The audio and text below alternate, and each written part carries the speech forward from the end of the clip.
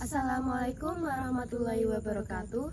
Kami dari SMA Negeri 2 Semarang. Saya Mazda Zawa Latifah. Saya Ures Nala Putri dan teman kami yang bernama Faira Salinar. Kami akan beropini mengenai keadaan banjirop yang menggenangi kawasan Tambak Lorok, Semarang.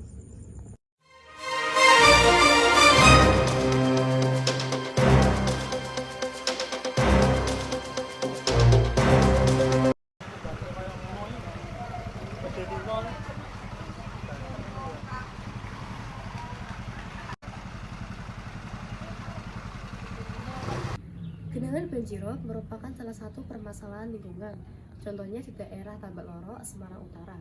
Daerah tersebut merupakan salah satu daerah yang sering terjadi banjirop setiap tahunnya. Yang terbaru, daerah banjirop yang terjadi di Tambak Lorok menggenangi dari daerah Semarang menuju Demak setinggi 20 cm. Gambar tersebut menunjukkan banjir yang menggenangi pasar Tambak Lorok.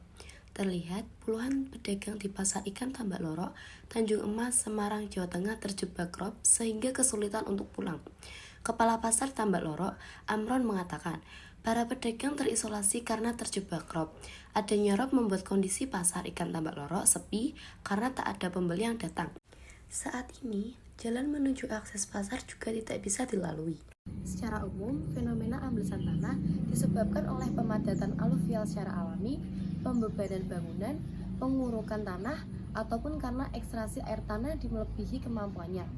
Dalam kasus ini, perkembangan perdagangan dan ekonomi di daerah pantai lebih ramai dibandingkan daerah dulu, sehingga aktivitas di daerah pantai menjadi lebih padat. Hal tersebut menyebabkan tanah menjadi ambles.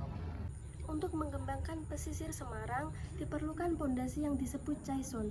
Caison adalah struktur penahan kedap air yang biasanya digunakan untuk pondasi dermaga jembatan, pembangunan bendungan beton, atau untuk perbaikan kapal.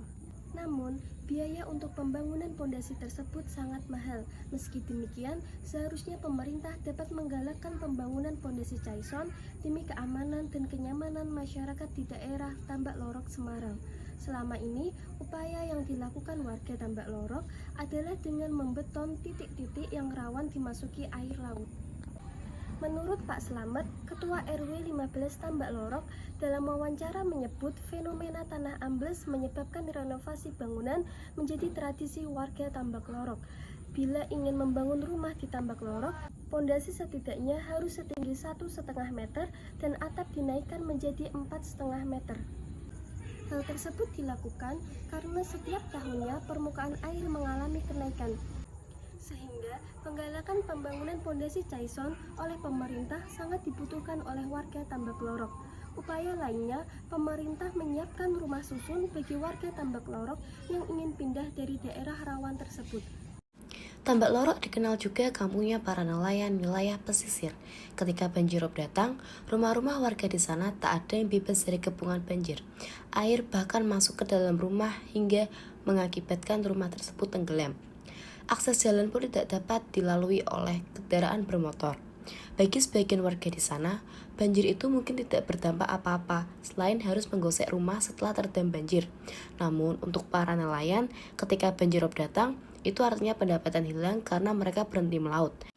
Melaut ketika ombak sedang tinggi beresiko pada keselamatan dan sudah dipastikan tidak akan mendapat hasil tangkapan ikan yang maksimal. Sebaiknya, pemerintah juga menambah bangunan rumah susun agar dapat memfasilitasi seluruh warga yang terdampak banjirop.